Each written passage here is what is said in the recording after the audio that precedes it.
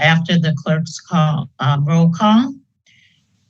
And the facilitator, can you read the meeting instructions?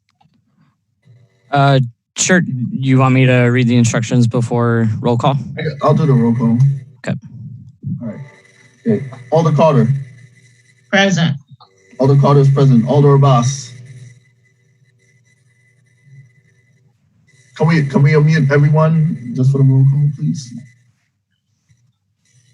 Hold on. Let me see if I can do that. Okay. Alder Abbas. Present. Alder Abbas is present. Alder Harrington McKinney. Didn't work. Okay. You should be able to unmute yourselves.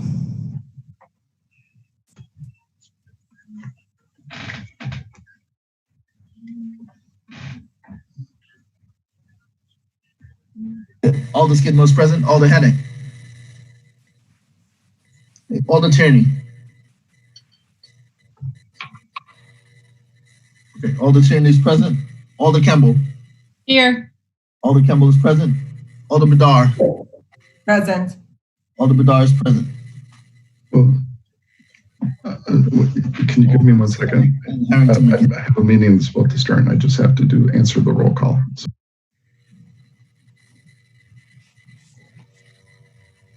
Easy, do we have quorum? Yes, we do. We're only missing Alders Harrington McKinney and Alder Hennick. Okay, thank you. And will this facilitator now read the meeting instructions? Yep.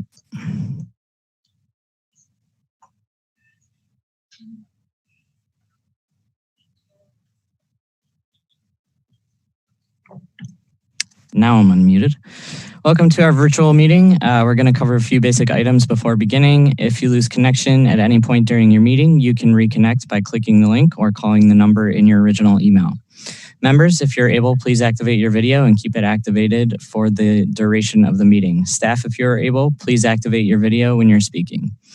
The chair, clerk, and tech facilitator are responsible for muting and unmuting committee members. Please use the raise hand feature when you'd like to be recognized to speak, ask questions, or request a roll call vote. During any roll call, all panelists will be unmuted briefly. Staff, please use the raise hand feature when you are being asked a question. The chair will do their best to call on committee members in the order in which hands are raised. Lowering your hand will take you out of the queue. Members of the public who have registered to speak, the name you entered in Zoom must match the name you entered in registration. You will remain muted until called upon. The clerk will tell you when your time is up. After speaking, a member of the body may ask you a question. If you need to share documentation with the committee, please send it to the email listed on today's agenda. President Carter, the floor is yours. Thank you.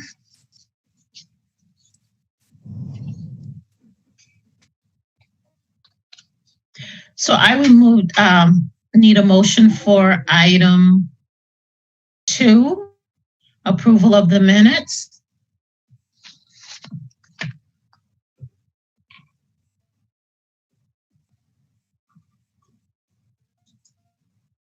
Alder Kimball. Move approval. Alder Abbas. Second. It's been moved in and seconded. If there's no objections, I will record this as a unanimous vote. Thank you. Do we have any public comment? Yes, we do. We have, let me pull it up.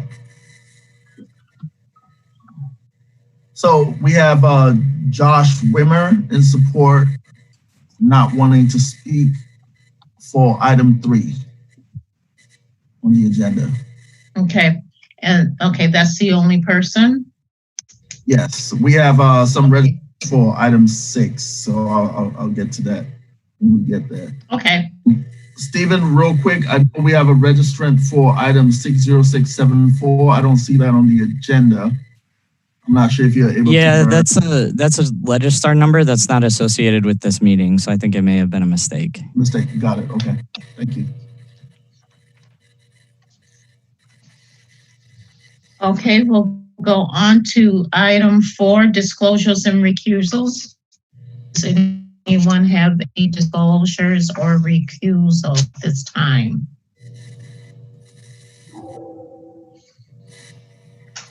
Okay, we will move on to item 5, Legistar 60499. And I believe, if I remember correctly, is Alder Foster on. I'm here. Just one moment. Alder Kimball, you're unmuted.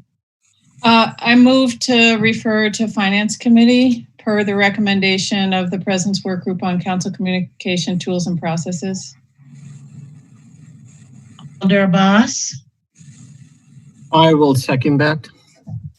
Okay.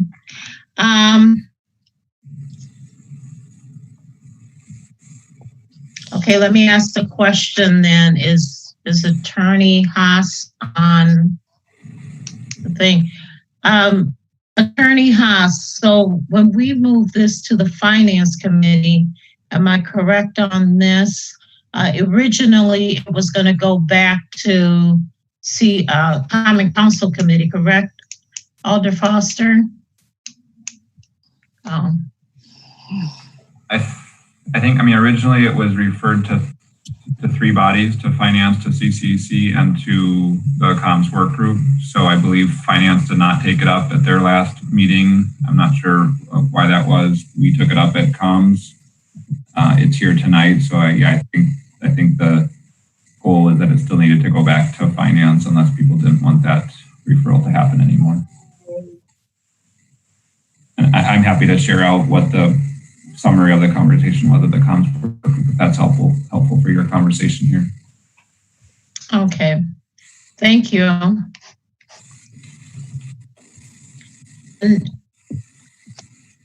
And with the recommendation, the second, if there are no objections, I will record this as a unanimous vote.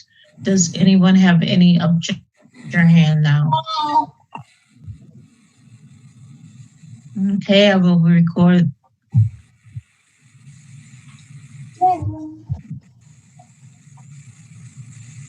Alder Kimball. I don't have an objection. I just heard Alder Foster offer to give us a report on what happened at the Comms Committee, and I'd like to hear that, but I don't have an objection to unanimous consent. Okay, well, before we take that vote, I will go back to Alder Foster. I didn't hear you say you had a report. I'm sorry about that. I think you're unmuted. Yeah, thanks. So, yeah, we did have a really good discussion. I believe there are Alder Martin's here, Alder Heck is here. I don't know if Alder Moreland's on the call, but both of them, yeah, it looks like Alder Moreland's here as well. So, and Presta Giacomo, who are all at the meeting, so they can also kind of fill in details. But we got some really good background, both from Katie Crawley and I think especially Sarah Edgerton was able to provide a lot of good background on kind of the history of this position, the identified need for a position like this, some of the kind of challenges of trying to figure out where this would fit organizationally, kind of over the past several years and with some of the previous council. And Alder Martin had some good background as well. I think ultimately the Comms Work Group kind of recognized and agreed with the identified need to have more and better coordination around communications across the city, and having sort of a point person and accountability was something that the work group supports. I don't have the actual language here with me. I feel like I saw it somewhere, so I apologize, but the two kind of additional recommendations from the work group were really, one, there wasn't necessarily a agreement or support with it being located in the mayor's office. So that was sort of a question mark. And part of the recommendation was that there was a reconsideration for that maybe it needs to fit somewhere else, and also just including the possibility of it being sort of its own office. So that was one. And the second element was a recommendation to add to the position description and the job duties more explicit connection interactions with the Common Council, since it was felt like there was really some gaps there, and a lot of what the comms work group has been working on is around the need to better connect communications that are happening from the city, from different agencies to and through the Common Council. So those were the two additional recommendations that came along from the comms work group. And I guess I would just add kind of individually, there was also conversation about sort of the timing on this and whether it should be moved forward sort of a couple months in advance of our budget discussions, or if it could wait and be included in sort of the executive budget and the budget discussions, since we're expecting it to be a kind of a tough job for all of us to do. So I think that kind of encapsulates the discussion, but any other members might have something to add in. Thank you, Alder Foster. Does any of the other members of the committee have anything to add to that?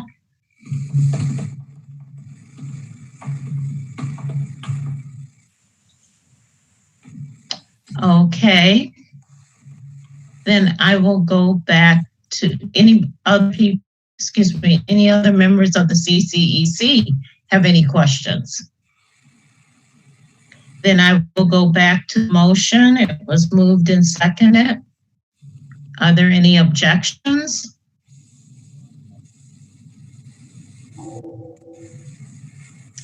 If there's no objections, then I will record this as a unanimous vote. I believe Alder Hennick has his hand up. Oh, I see that now. I will not move. Go ahead, Alder Hennick. Yes, I just had a question about when Alder Foster was talking about possibly being in its own department. What are the costs with standing up a department like that, or did you guys look at that at all? Yeah, that's a good question. I did ask, and I got this information after the meeting was over, but I had asked for some information on our current allocations for PIOs across the city. And what I got from Mike Lipsky from HR is 1, 2, 3, 4, 5, 6, 7, 8 current sort of formal PIOs.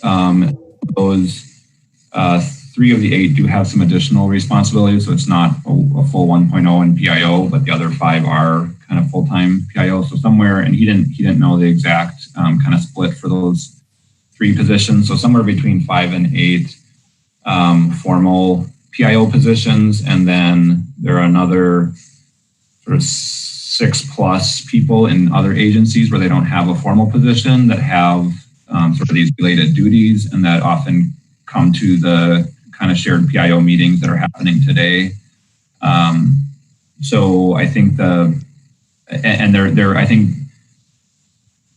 they're in the current position, I think is explicitly saying that this new lead position would not be a supervisor over those, and that I think there's a lot of interest to keep the current PIOs sort of embedded where they are. I think there's been a lot of people that said there's a lot of value there. I just bring it up in more of a sort of structural design and number of FTE kind of concept. I think I don't think creating an office would necessarily require creating additional FTEs beyond what we already have. I don't know if that really answers your question, Alder Hennick, but. Sure, partially. That's good information, but the aspect is more, are there additional costs in just the standing up of, do you have to have office space, or do you have to then have a separate ordering entity? I mean, does then the chief PIO or whoever's in charge of that department, would they have to be doing payroll and things like that as well? Or are there how many other tasks and responsibilities that would be required in a separate department. Yeah. And I think, even I would, not to speak on behalf of the whole work group, but I think there was a lot of acknowledgement of all of those sort of details and challenges, and it wasn't like a strong recommendation that that's what we should do. Sure. It was more a result of some level of uneasiness with locating it in the mayor's office, and so really, less of a, and not obviously thinking of it as like a physical office or even sort of the structure that goes along with it, but really, where does this role fit in the overall organizational chart, and not feeling like the recommendation to have it be in the mayor's office is necessarily the best fit, I guess. Sure. I appreciate the opening up and looking at different possibilities. So, that's great. Thank you. Yep.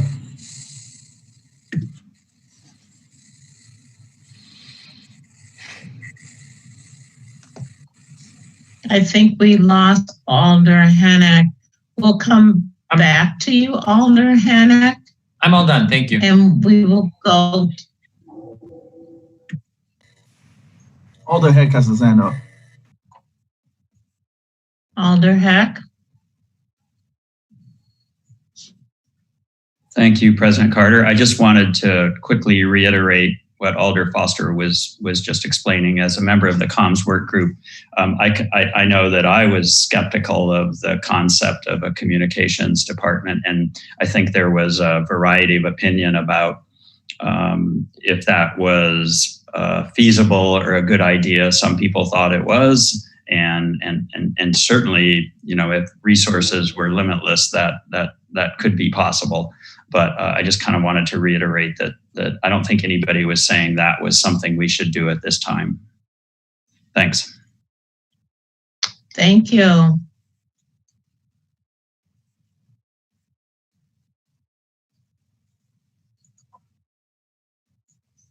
Any other comments?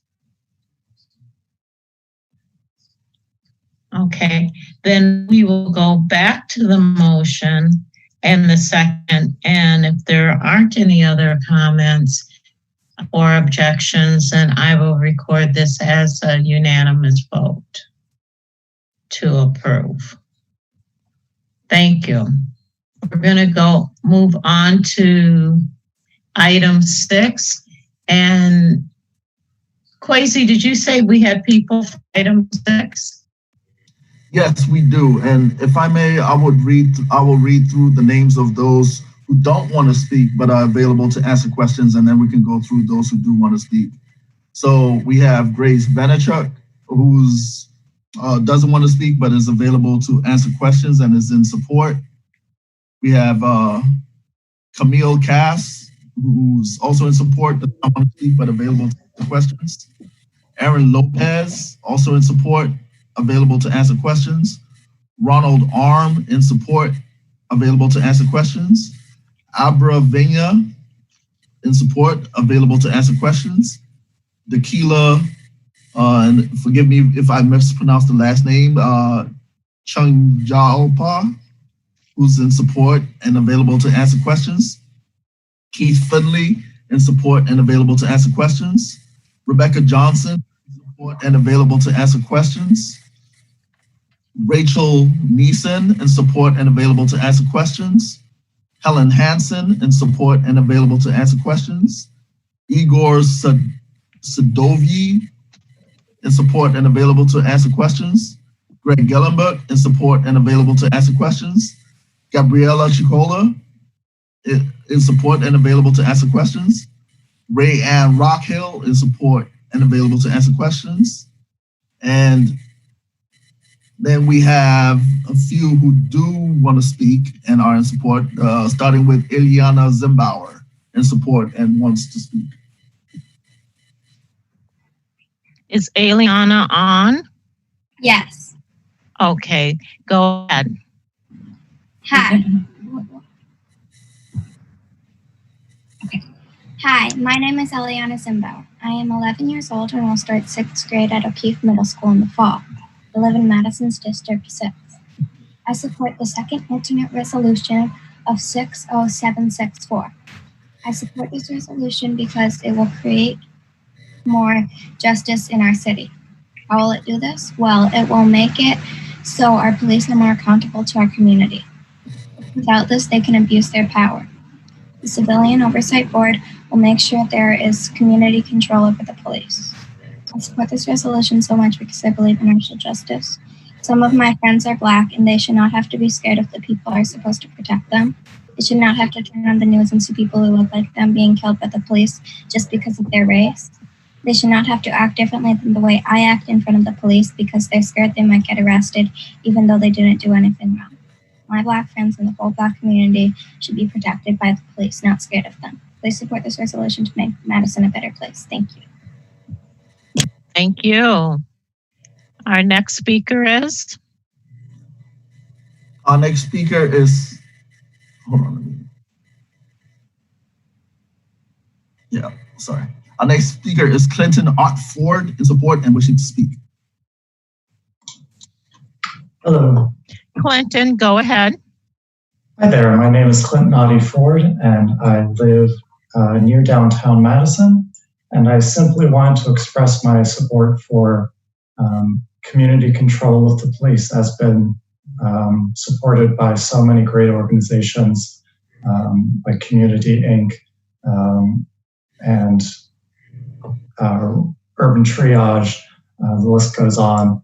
I feel this is a really perfect time to bring this up in terms of,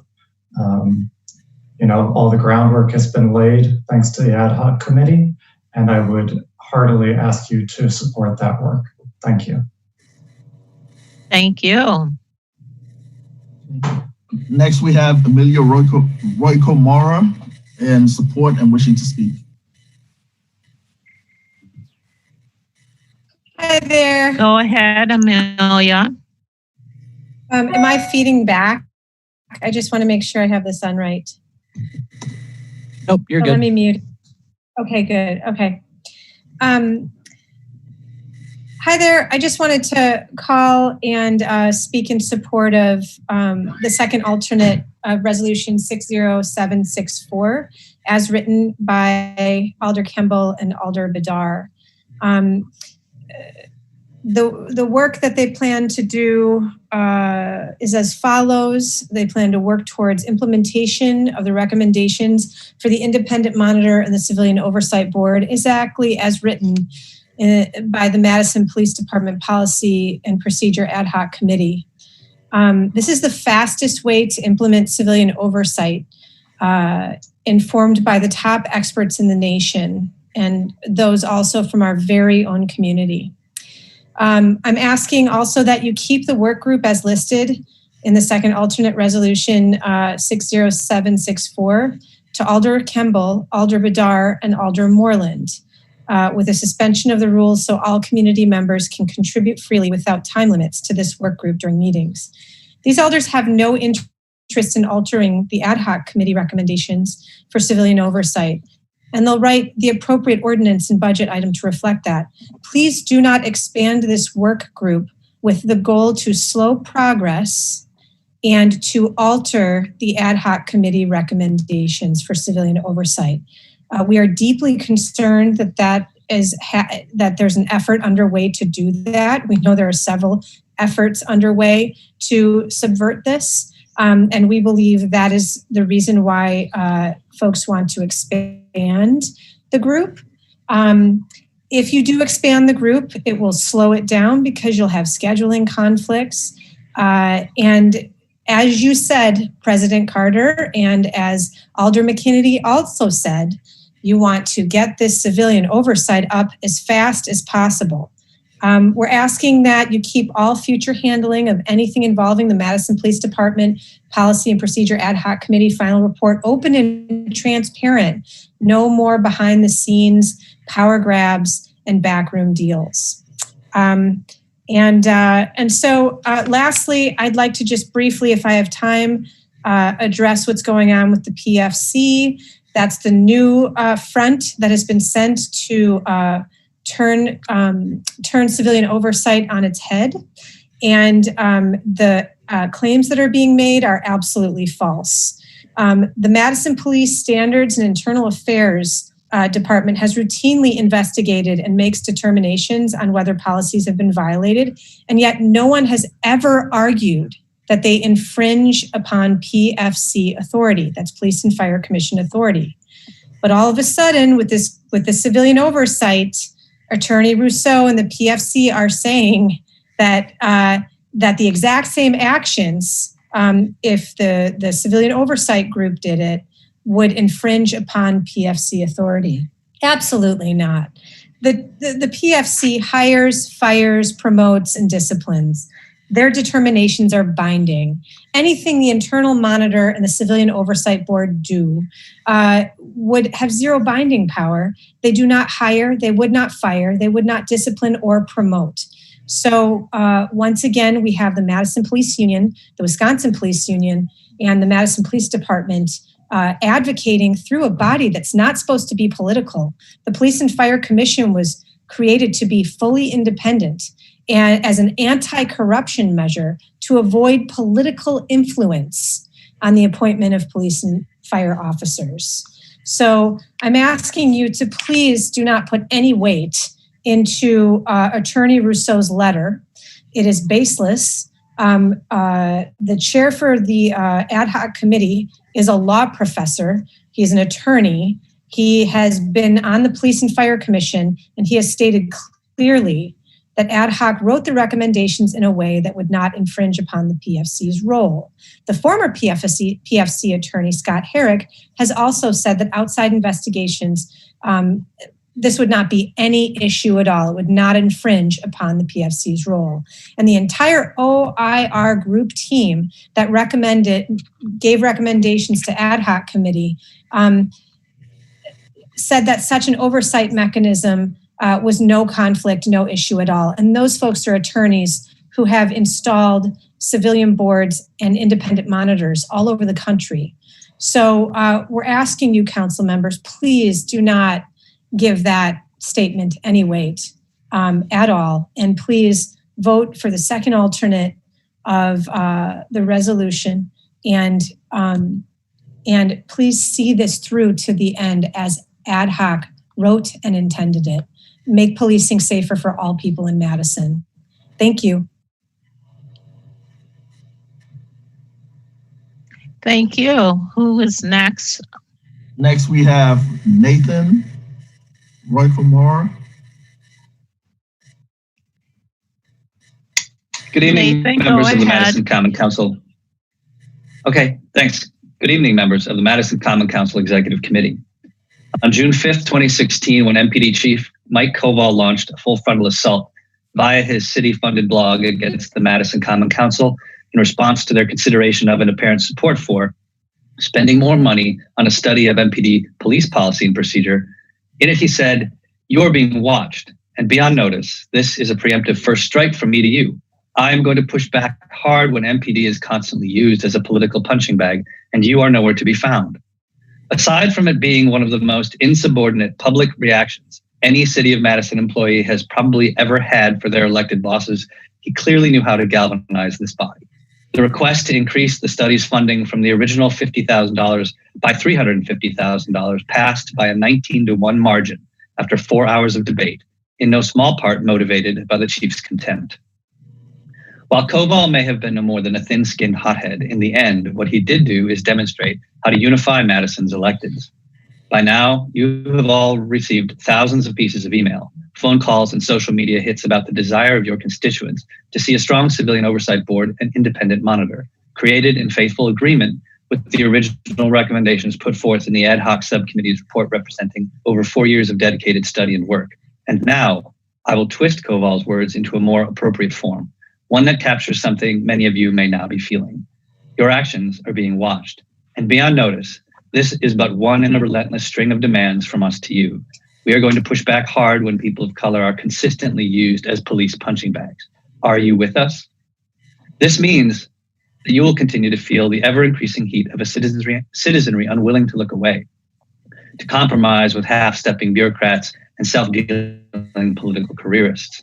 If you twist a demand to suit your personal desires for power and control, we will come for you. We will expose you, and we will force you to stand and account for your unethical behavior. Thus, this evening, I ask that you support the second alternative resolution 60764 as written by Alders Kemble and Bidar. Work towards implementation of the recommendations for the Independent Monitor and the Civilian Oversight Board exactly as written in the Madison Police Department Policy and Procedure Ad Hoc Committee final report dated October 18th, 2019.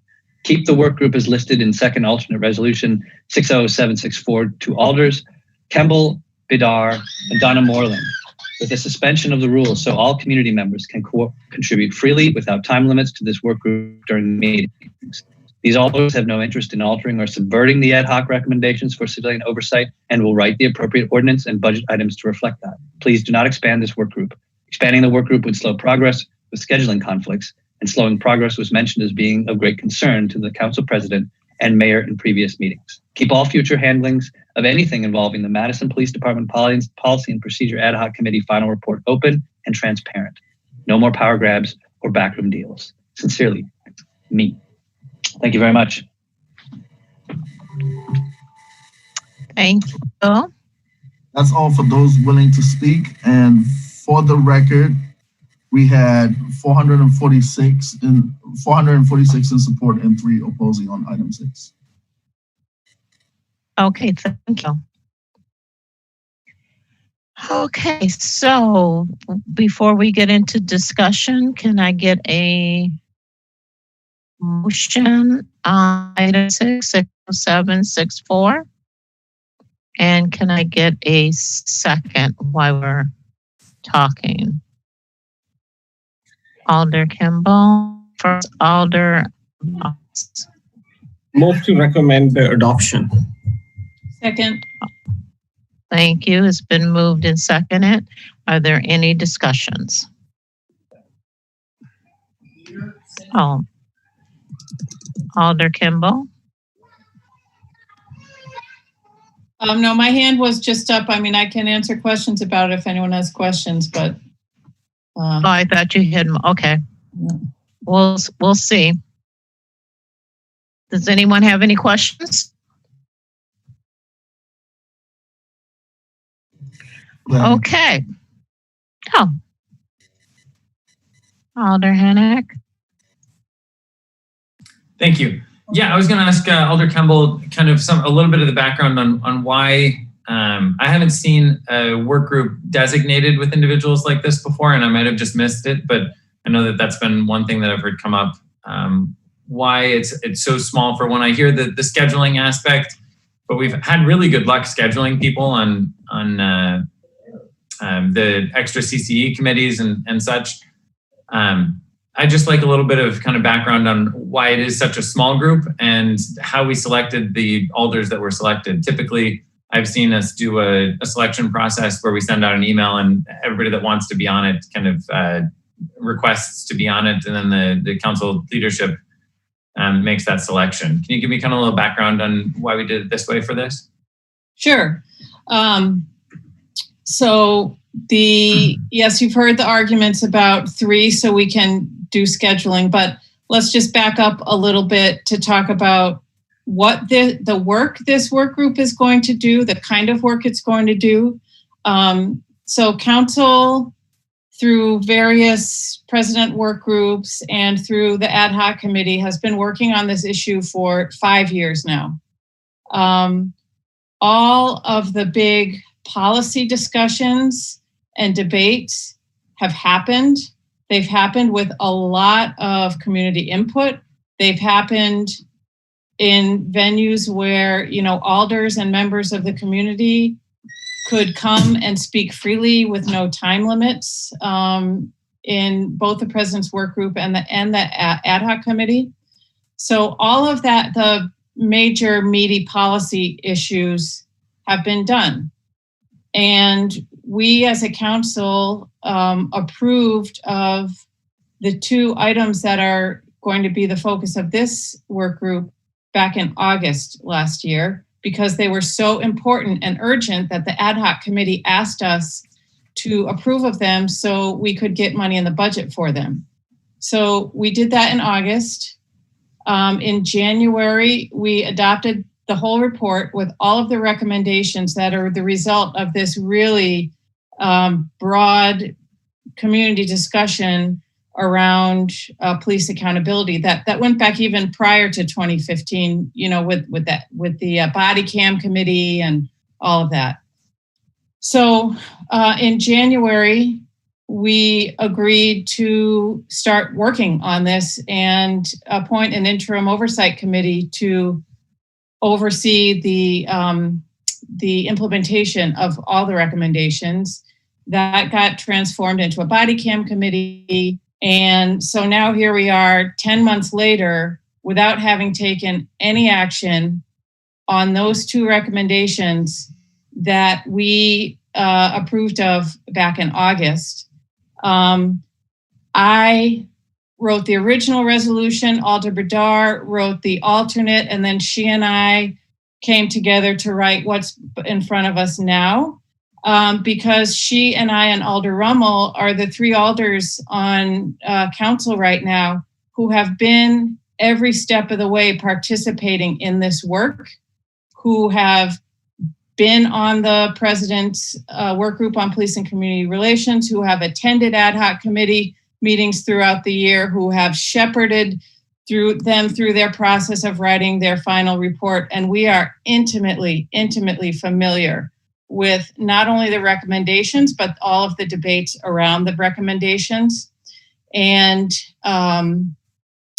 so that brings me to that's why she and I are on it, and Alder Moreland agreed to be on it, as she is someone who had the time and to really prioritize this work. So we've been asked by thousands of people in our community to do something, to stop doing committees, stop doing study groups, and actually do something. And so the work that this Alder work group is going to do is not policy-making work. It's very simple.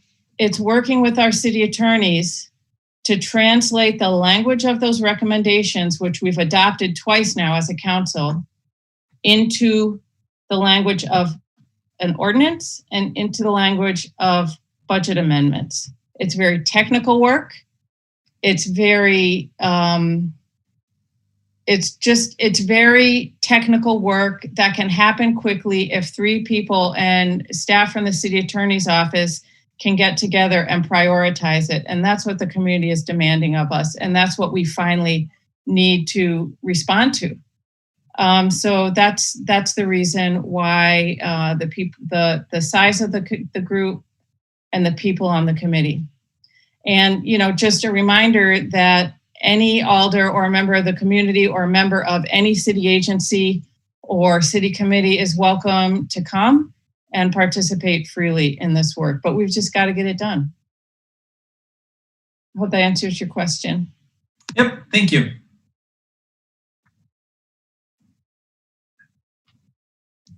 Are there any other questions? Comments? Okay, with that said, if there's no objections, it's been moved and seconded. If there's no objections, I will record this as a unanimous vote. Just one moment. Alder McKinney, and then after Alder McKinney, Alder Skidmore. Alder McKinney, go ahead.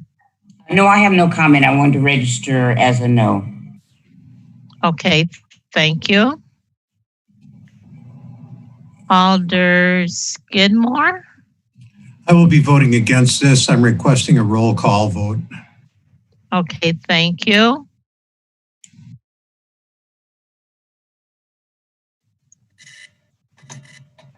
Any other comments before I request roll call vote?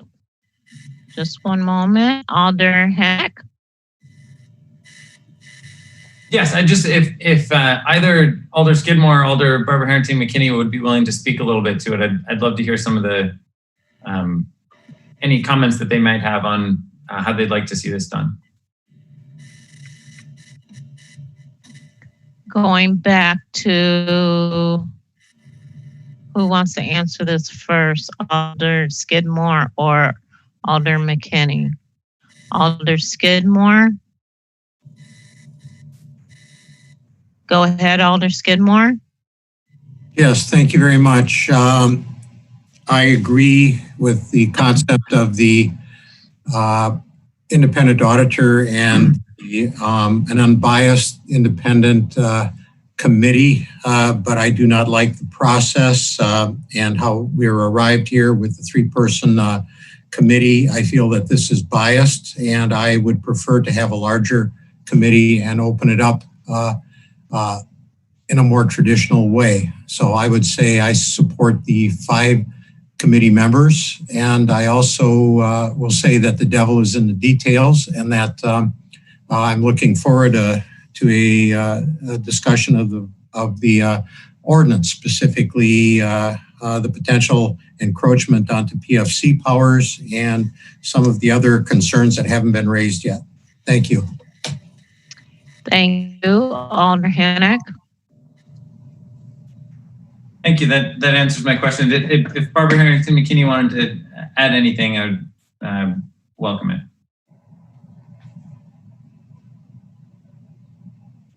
Speak. I am registering my no, specifically because of how the makeup was not transparent, it was not open, and it was not unbiased. And so I would like to register my complaint. I absolutely am supportive of the work, the hard, diligent work of that body. That has never been a question. However, that has been lost in the deluge of emails that have been crafted against that fact, but that has been lost. But I just want to reiterate, there is a need for police reform.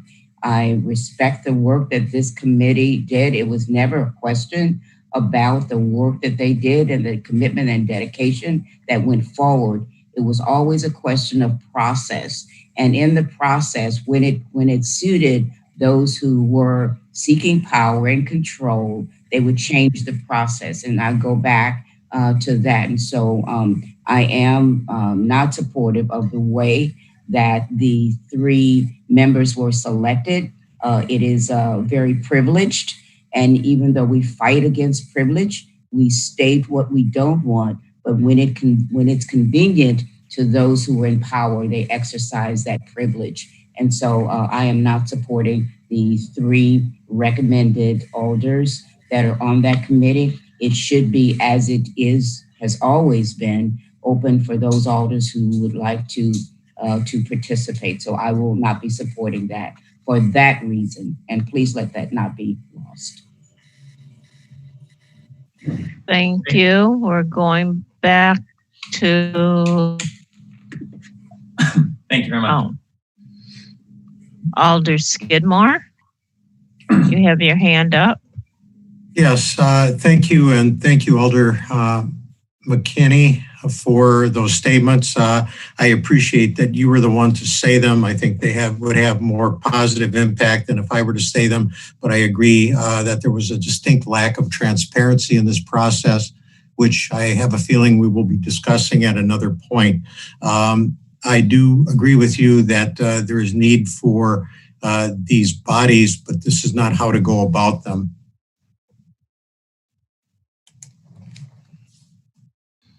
Okay, there's no more hands up. So we will have the roll call. And I will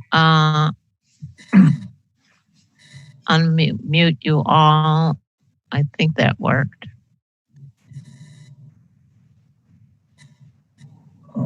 So that you can answer on the roll call. I think people may have to unmute themselves. Okay, that's fine. Yeah. Alder Abbas. Aye. Alder Abbas is a yes. Alder Harrington McKinney. No. Alder Harrington McKinney is a no. Alder Skidmore. No. Alder Skidmore is a no. Alder Hannock. No. Alder Hannock is a no. Alder Tierney.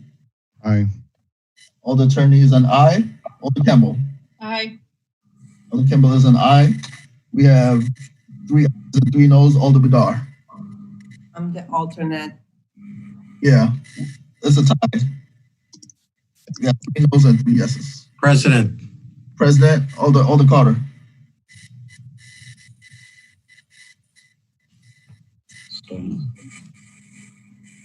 I will not break the tie. It fails.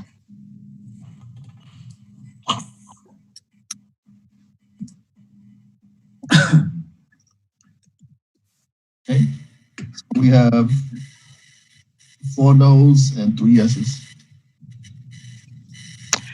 I thought you said it was the tie. I mean, it was 3 and 3, so I'm not sure. Maybe city attorney can help me out when it's a tie. Fails. It fails. Okay. I'll register you as a no vote. Got it.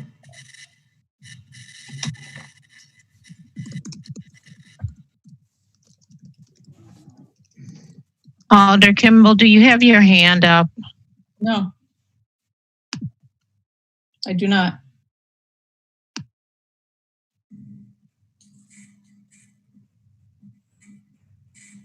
Okay.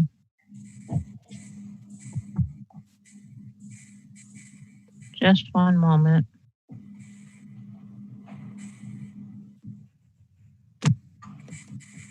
Okay, it went away. Thank you.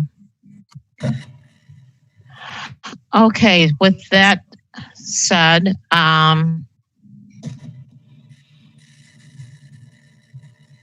this is going to go to the Common Council meeting at 6:30, just so everyone knows. And with that, I just want to make everyone aware of the future dates. And we have on the 25th, we're having Janelle come to the 25th meeting to talk about COVID-19. If you want to, obviously it's a 2-hour meeting. If you want another presentation from someone else, I would appreciate you sending me that information as soon as possible so we can get them also scheduled for that day. And we will go from there. Can I get a motion? Does anyone have any announcements before I move on? Can I get a motion to adjourn? And a second? Motion to Alder adjourn. Abbas? Yes, motion to adjourn. Thank you. Alder Skidmore? Second. Okay, thank you, everyone. We'll see you at the Common Council meeting.